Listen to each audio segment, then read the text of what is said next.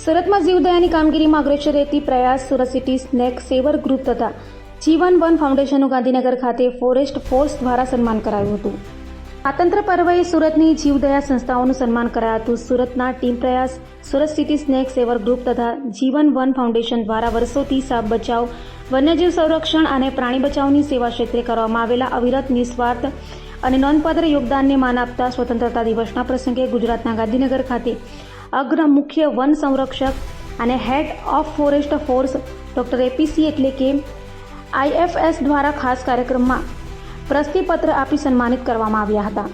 તો આ પ્રસંગે ટીમ પ્રયાસ તરફથી Darshan Desai, Surat city snake saver group તરફથી દિવ્યેશ પટેલ અને જીવન વન ફાઉન્ડેશન તરફથી જ્યાં પાર્થીવાળાએ પ્રતિનિધિ તરીકે આ સન્માન પ્રાપ્ત કર્યું હતું। ગુજરાત રાજ્યમાંથી માત્ર 26 સ્વયંસેવક સંસ્થાઓને આ પ્રતિષ્ઠિત સન્માન માટે પસંદ કરવામાં આવી હતી, જેમાં સુરતના ત્રણેય સંગઠનોની હાજરી સમગ્ર શહેર માટે ગૌરવની વાત બની છે।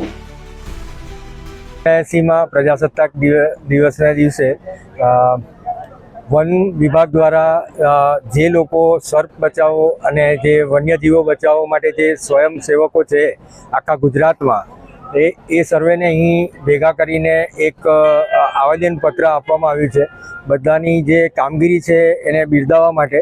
અને આ પ્રથમ વખત થઈ રહ્યું છે ગુજરાતની અંદર। ઘણા બધા એક જેવું કામ કરતા ભાઈઓ આજે અહીંયા ભેગા થયા છે અને બધા પોતે પોતાના સ્વખર્ચે આ કામ કરી રહ્યા છે અને એ બધાને અમે હૃદયથી થેન્ક યુ કહેવા માંગીએ છીએ જી।